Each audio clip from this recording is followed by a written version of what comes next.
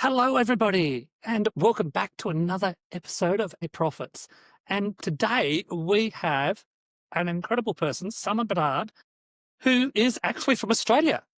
And Simon, you have so much credentials in the industry. Australian Institute of Business Brokers, Managing Director of the Exit Advisory Group, Buy, Grow and Sell. You've got your own podcast. You have done it all over the years. So I would love to welcome you on board for today. No, thanks, Craig. Happy to be here and appreciate you inviting me on the show. Well, it was an easy invitation.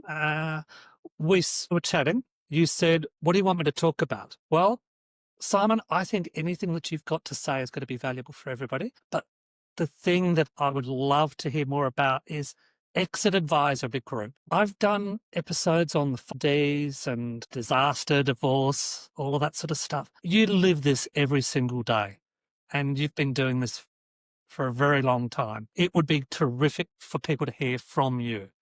So what do you think is the main reason that people exit? Look, our business operates on the premise that we all exit one day, whether we like it or not. So, people say death and taxes. Well, I say death and taxes and exiting your business because, it's coming. So, and like you said, there's some sort of probably more negative reasons why people need to get out of a business and, breaking up with business partners or personal divorces and all those sort of things that are just unfortunate and life-changing and all the rest. But, reality is too that we all kind of get older and at some point you probably don't want to keep operating a business. And, people might get to that stage even earlier in their life and career, and it's okay to exit the operations, but maintain ownership of a company and, and operate it as an asset within your portfolio. But even then, at some point, you will also exit the ownership, even if it ends up handing over in your estate. So, Yes. I guess my message to the world and anybody who will listen is that exiting a business, there's a lot involved. It can be complex. And when I say complex, it can be complex because there's so many different personal, drivers and elements for you as an individual that can, make the decision making harder, and it can be quite challenging, and there are always going to be other stakeholders involved. Given that, don't do what most people do, which is just you keep focusing on growth and all the fun things you're going to do. You never think about exiting. And then one day you wake up and either through one of the big Ds that you talked about, or you're just bloody well exhausted and you just want out. And you suddenly reach out to someone like me and go, right, I'm over it. I want out.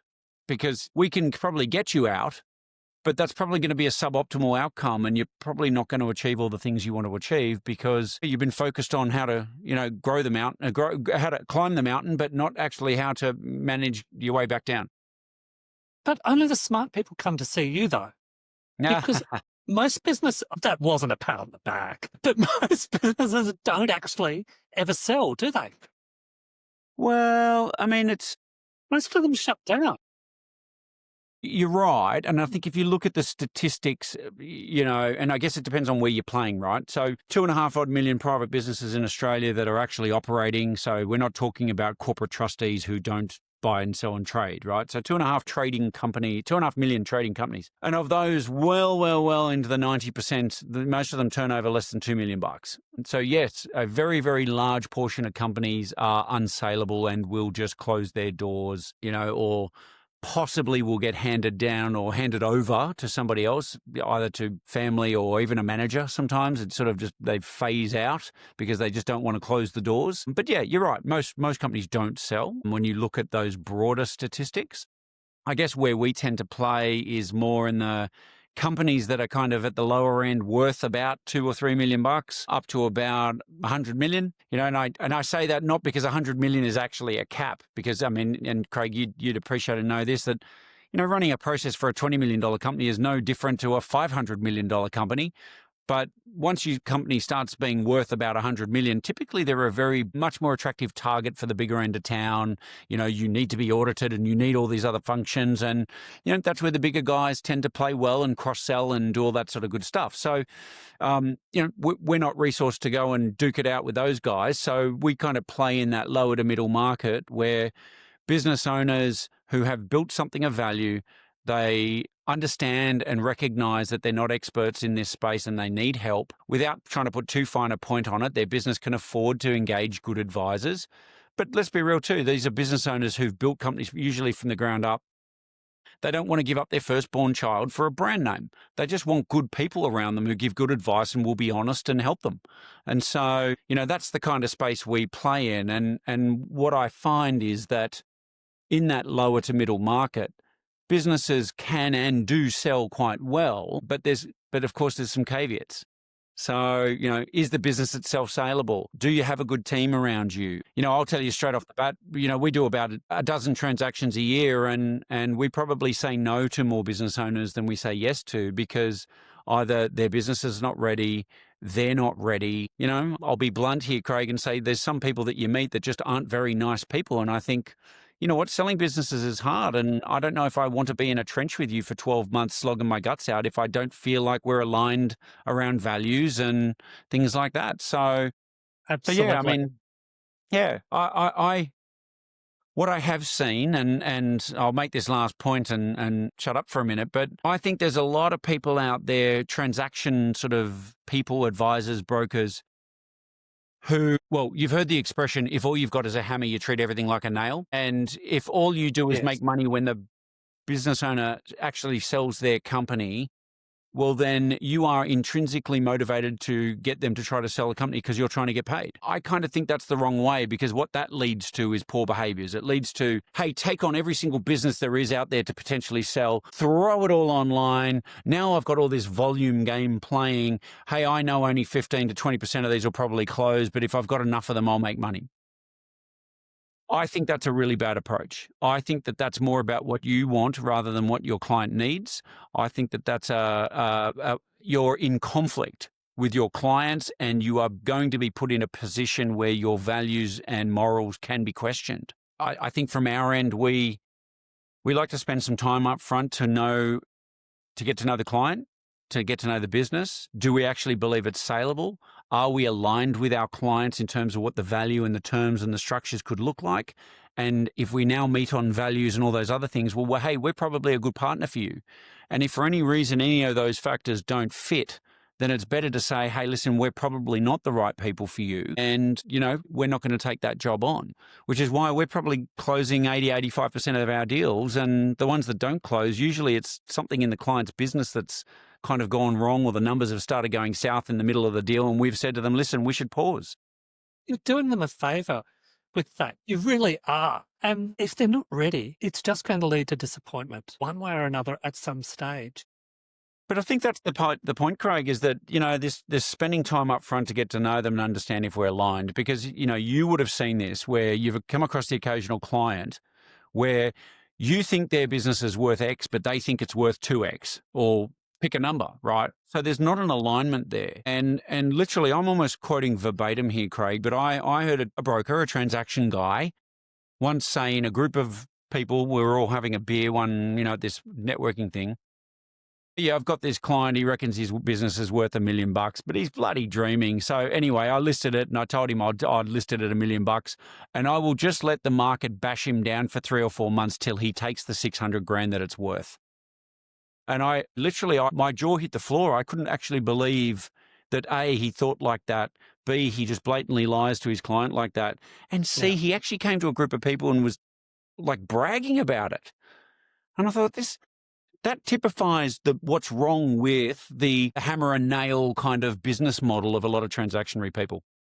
I have to agree. And I've got a red notebook where I put those people's names in there. Yeah. As you can probably imagine, that person is etched into my brain, right? I'm like, if I ever see them out there, I'm got the guards up. I've literally got a red notebook for that when I put the people's names in there. Now, yes, I don't like to have that conversation. So I've got a different strategy. As part of what I do is most people just start off with a letter of intent. I don't think that's the right way to go. No. Yeah, I agree. start off first with a meeting with the founder, not talking about the sale of the business or the exit of the business at all, out of a coffee place, but talking about where they are going to be 2 years afterwards. What are they trying to achieve for themselves? Yeah. So If you don't know where they're going to be in 2 years, then even once you do exit the business, they're going to plummet emotionally and they're Yep. going to be a mess. Yeah. And it's your Yeah. fault because you're the professional and you've got to take some responsibility there. You didn't ask the question. Oh, look, I totally agree, Craig, and it's why I just enjoy chatting with you so much is because you're coming from a place of care and values, and there are people involved here, and at the risk of sounding a little bit woo woo, I kind of I'm always saying the same thing to once again anyone who'll listen is that the question is not what is my business worth or what do you think it can be worth. The question is what kind of life do you want? Because I'm one of these believers that none of us are born to do business. We're born to live, right? And to me, I think your business should just be a vehicle for delivering you the life you want. So the big question is, what kind of life do you want? And yes, there's a money question around that. How much money do you need to be able to live the life you want? Then we can get into how do we construct or build a business to deliver on that promise for you. So certainly at the Reverse exit point. engineer it, exactly. Yeah. So back to my expression of interest prior to the letter of intent. In the expression of interest, it's just exactly that. I have an interest. Shall we move forward?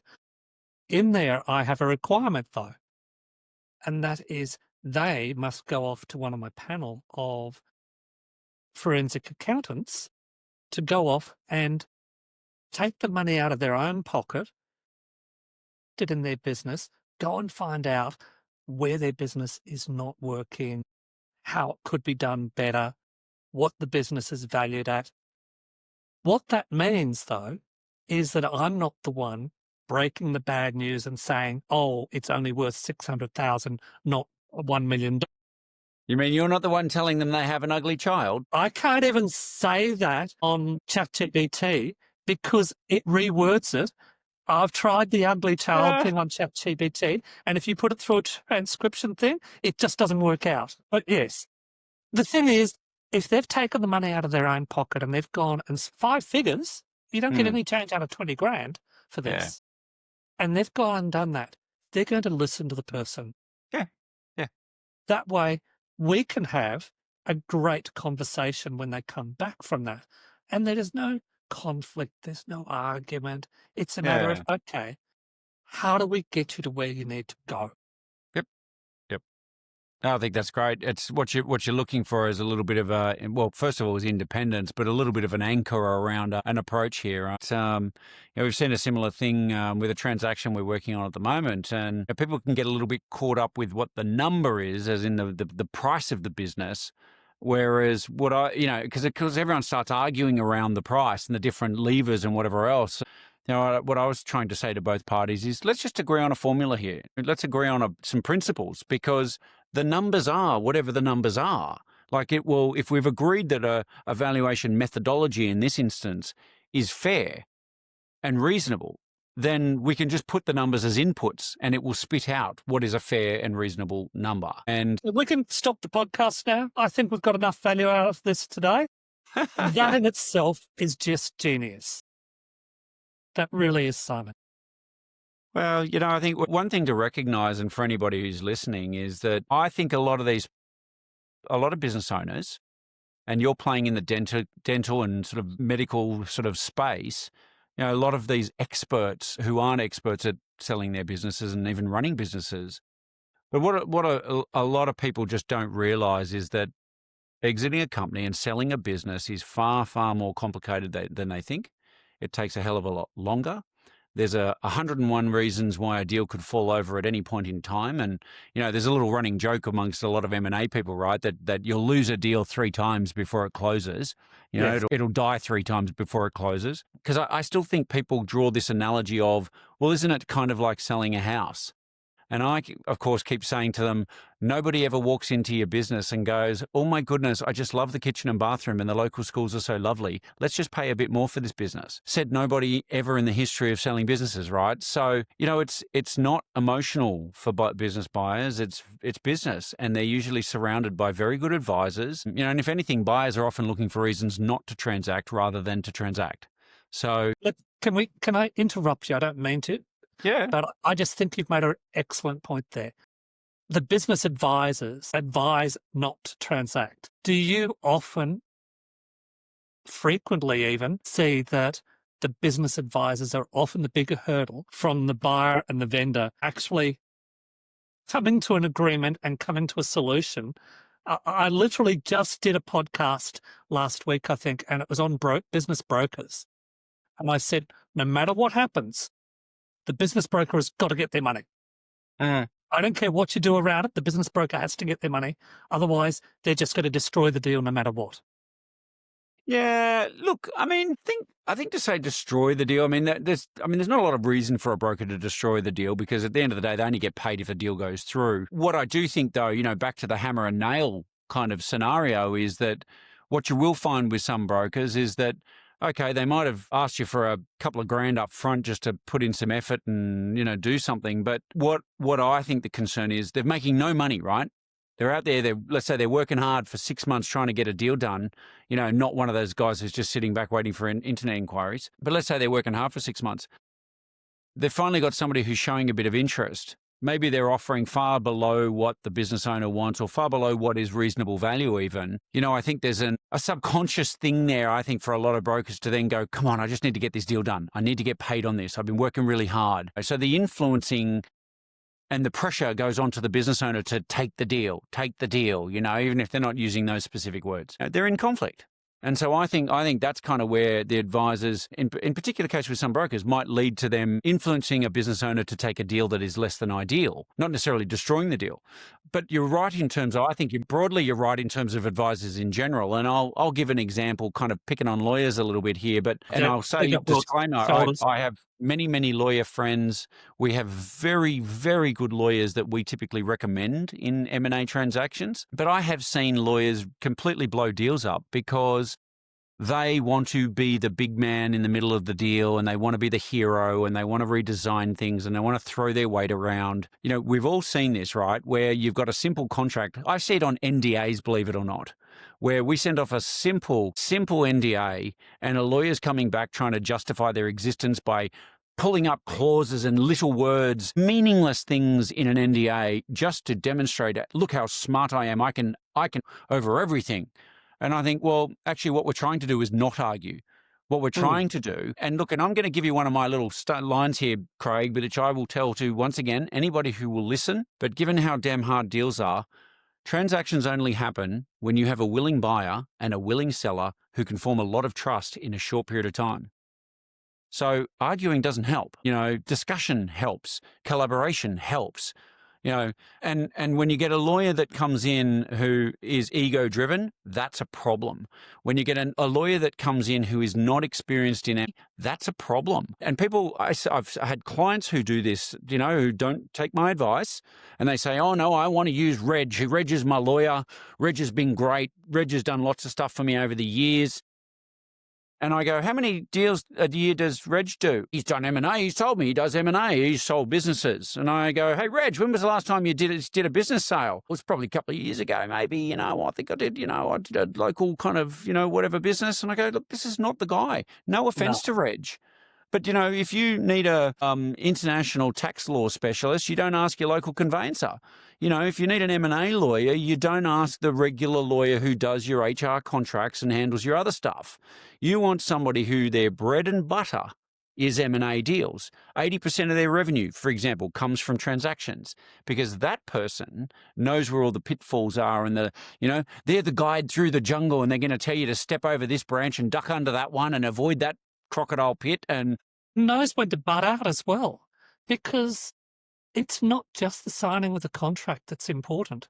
You've then got the integration, the migration from one into the other, and that too requires an enormous amount of trust.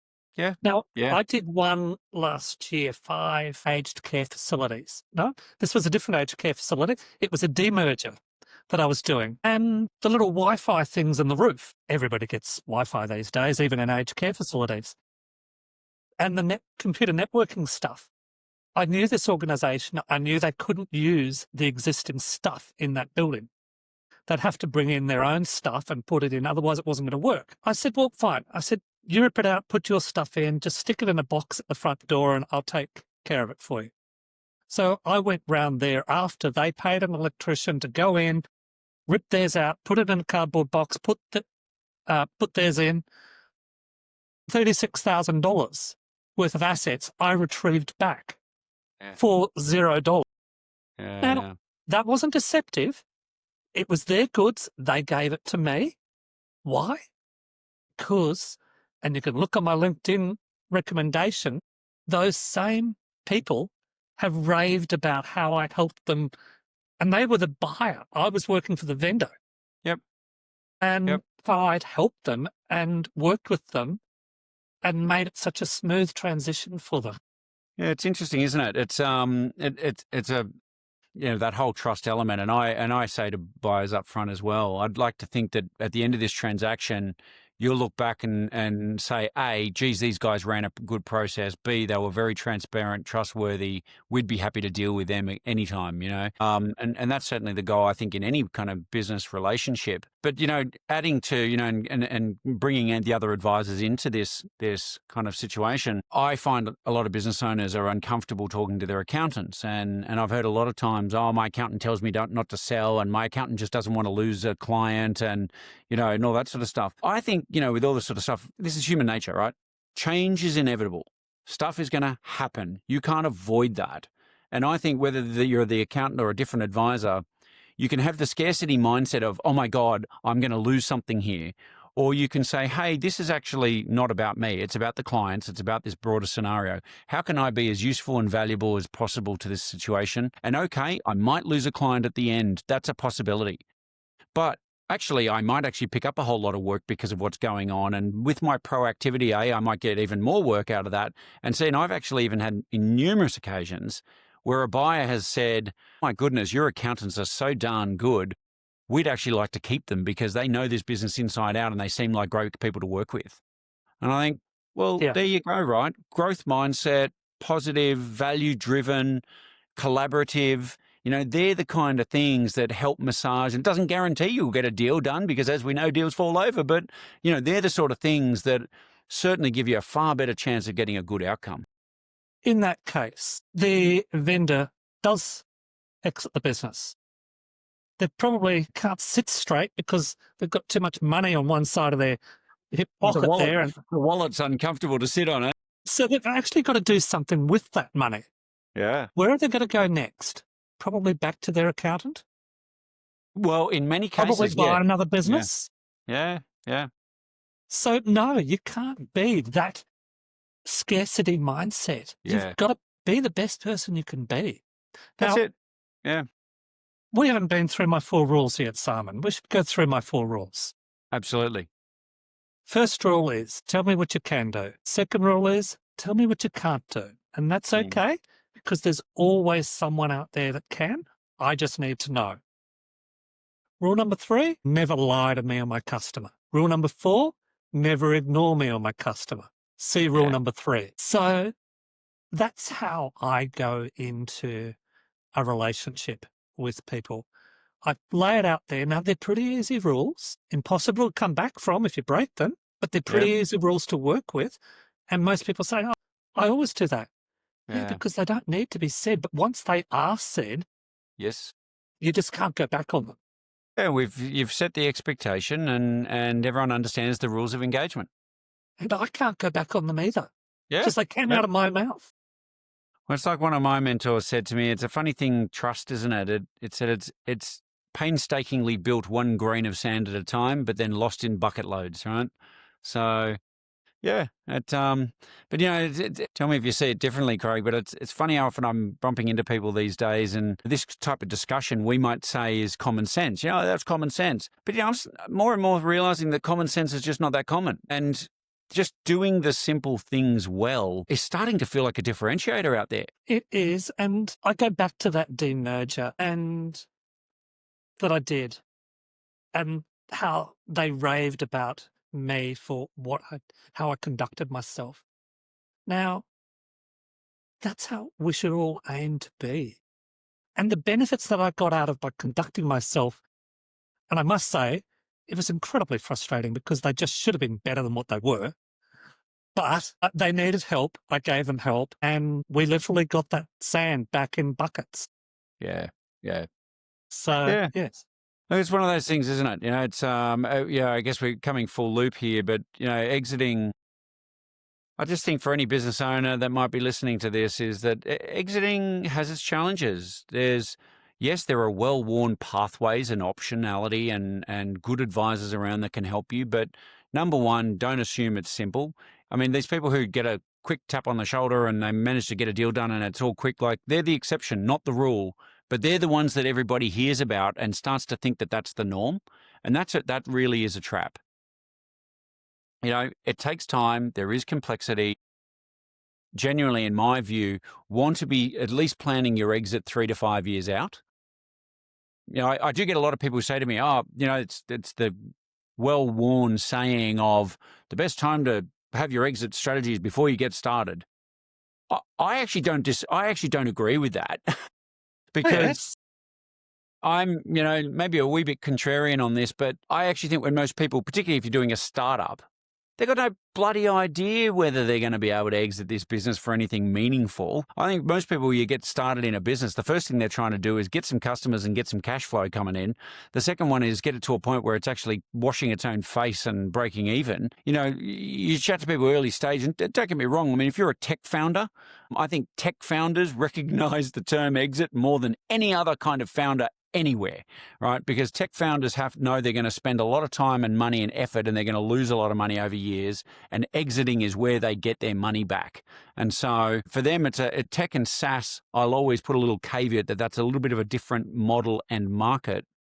But for the average punters out there, a lot of people fall into business because, hey, I'm really good at consulting around this, or I'm really good at building widgets. They find themselves falling into their own kind of approach. And it's like, no, there's plenty of things you got to do before you start thinking about an exit. Start paying your bills. Get to a point where you can start doing the basics. But somewhere after that, you need to start thinking of exit not as and this is why I think a lot of business owners shy away from kind of the term or the process of exit planning, is that they think that means I've got to sit down and decide the day that I get out and what that exit's going to look like. And I just don't know how to do all that. Oh, this is all just too hard. And maybe throwing a little emotion over that, I don't really want to address all that. Whereas I kind of explain to people that when you're a long way out from exit, let's just say that you're more than 5 years out from an exit, because beyond that, who knows when it'll be. Yeah. But I kind of liken it to you think of old explorers who would leave England in these little tiny wooden ships. Could they tell you, I'm going to land on, in the beach in Botany Bay on this day at exactly this time with this type of weather shining or whatever, and this is of course not. They sit there and they go, oh my God, okay, look, we're heading south. We're going to Australia's the goal. We'd preferably like to land somewhere in the coast around Sydney. When that's going to happen, well, we've got a really, really rough idea, but really the detail we're not going to know until we get a little bit closer. So, for most business owners, get your nose pointing in the right direction. Understand that an exit is inevitable. Understand that you're going to have to start narrowing down and getting more detailed around that the closer you get to that exit.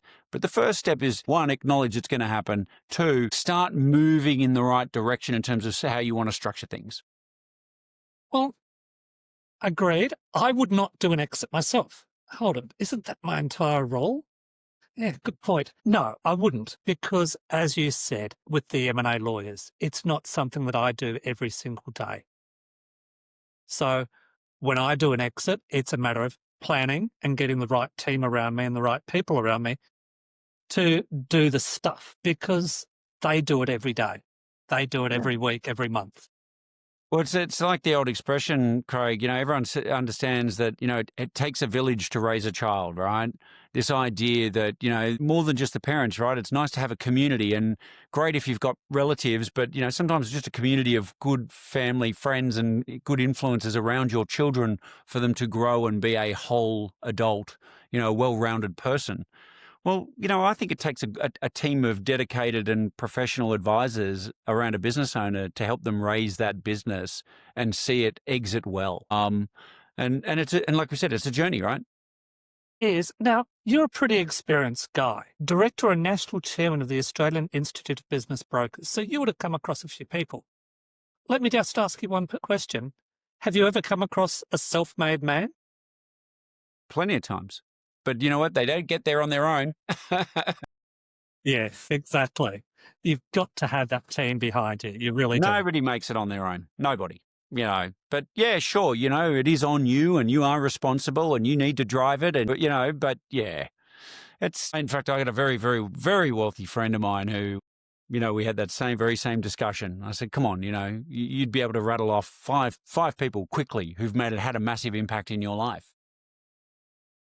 Yeah, absolutely. Simon, this has been terrific. Exit advisory is simple. We have been around about 8 years now. We are a team of boutique advisors, 14 of us, a lot of experience from the big four to people running their own companies. We're a team of business owners, fundamentally for business owners. We do two core things. One, mergers and acquisitions. So we mostly help business owners sell their companies. There's, of course, 1,000 ways you can do that, and selling minorities, majorities, whole stakes, optionality, a myriad of things. But end to end, we help people value their company, come up with a strategy, find the buyers, build the materials, negotiate it, close it, you get paid. So end to end, we do that whole thing. So mergers and acquisitions. The second thing is the advisory. And I often say, Craig, our advisory always starts with helping people understand, where are you today? What are you trying to achieve? And then what are some options on how to get there, right? And I always liken it to Google Maps, right? You open up Google, and that's exactly what it does. Tells you where you are, you punch in where you want to go, it gives you 2 or 3 options. And sure, there's always usually one route that they go, this is the fastest route, but you'll have to pay tolls. Okay, well, that's kind of like business, right? If you want to get there faster, you're going to have to probably invest more in a shorter period of time. If you want to take the scenic route, well, you'll probably spend the same amount, but it'll be over a longer period of time.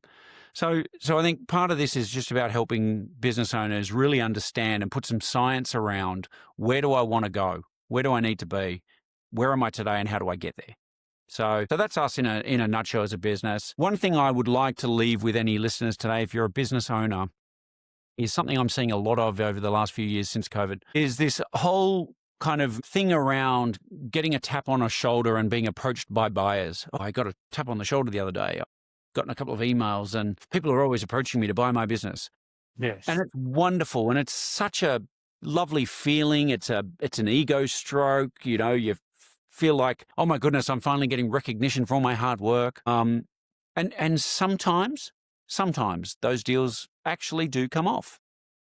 But in the majority of cases, in my experience, those buyers are absolute seasoned professionals at buying and selling companies. And they're approaching somebody who is an absolute novice. And you as the business owner, you are often being led down the garden path and being put through that buyer's process, which, surprise, surprise, that buyer's process is designed to get them a good outcome, not you. So, Craig, I liken it to, I'm turning 50 next year. Let's say I had a spurt of enthusiasm and I decided to join the local 50 and over soccer club, and I'm going to get back into playing a bit of sport on the odd Friday afternoon, bit of a casual laugh with mates. And then you turn up for your first game thinking, oh, geez, I'm still a bit stiff and sore. And you look on the other side of the field and there's Manchester United. Yes. This is what business owners are facing. And as much as it might be very friendly and it feels good, well, that's because they've got a good process and a good sales process. So if you think you're going to go and play against Man United without other professionals around you, you're going to end up probably not getting the kind of outcomes you want. And invariably what ends up happening is you spend 9 to 12 months sharing every bit of information about your business, and then you either get lowballed or the buyers often walk away. So if you're going to sell your business, recognize it's hard. You need people around you to help you. And even if it's not exit advisory group, get advisors, get people you trust who can help you, because it's not selling houses. No, it's not. And I think that warning is absolutely terrific. So thank you, Simon. Really appreciate that. All your details will be at the end of this, as they always are. So wait around for the end of the podcast and all Simon's details will be at the end. Thank you so much, Simon. Thanks for having me, Craig.